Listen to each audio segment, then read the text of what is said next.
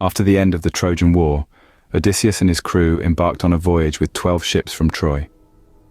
Their journey took them first to the land of the Caicons, where their arrival stirred up a violent conflict as they seized animals and wine. Having endured a significant loss, they resolved to set sail again. Their course was set for Cabo Malea in the Peloponnese, but strong winds had other plans, diverting them to the land of the Lotophages in Africa.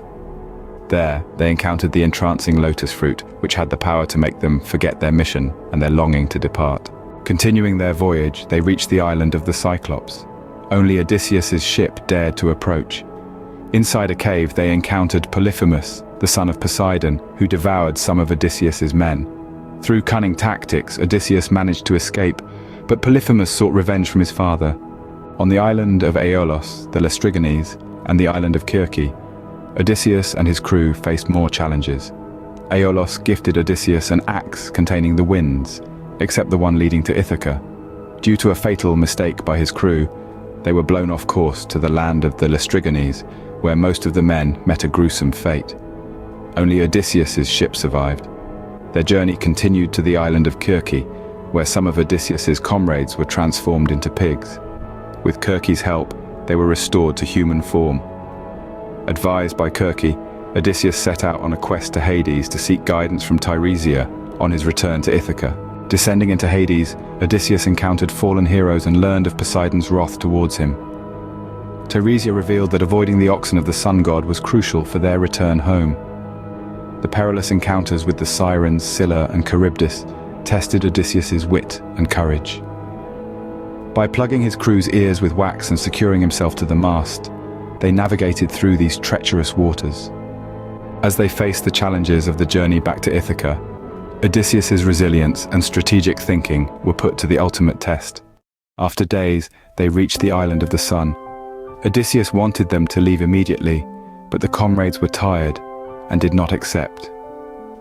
When their food came to an end, while Odyssey was asleep, they killed some oxen and ate them. Odysseus immediately took them, and they fled the island, but Zeus sent a wild storm, sank the ship, and the only one who escaped was Odyssey. He fought day and night with the waves and reached the island of Calypsos. She cared for him and kept him close for 7 years. Athena felt sorry for him and asked Zeus to let him go back to Ithaca and his own people, who so longed for him. Zeus sent Mercury to Calypso to tell her to leave Odysseus. So Odysseus made plans and traveled for 17 days, close to reaching Ithaca. But when Poseidon saw him, he sent out huge waves that disrupted the plan.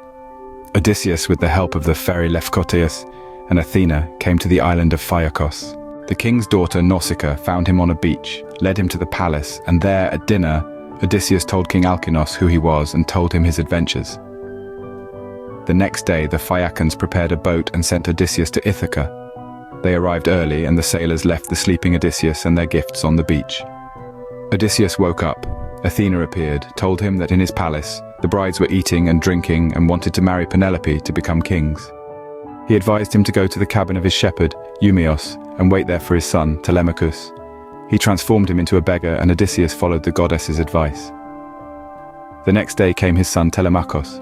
Odysseus was recognized by Telemachus after Athena gave him his first form, and together they planned to exterminate the fiancés.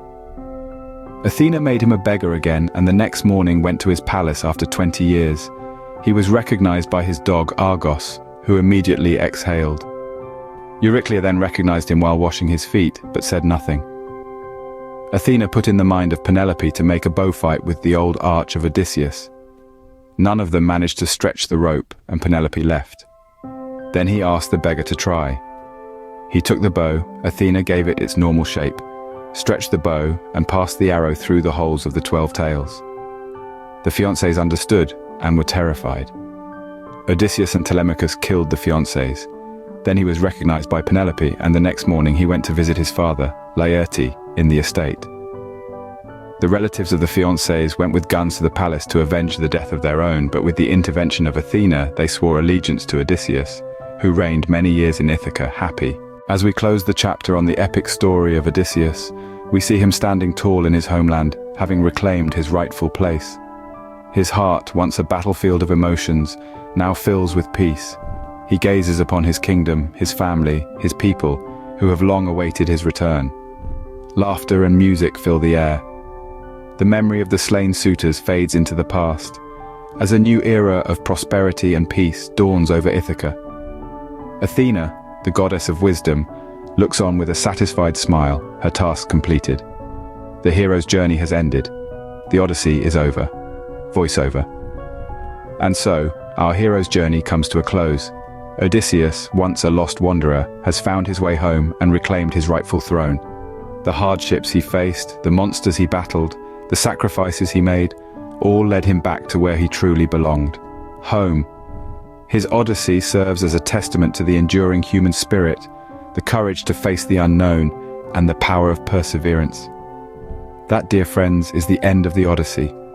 Thank you for joining us on this epic journey. Don't forget to subscribe for more historical adventures.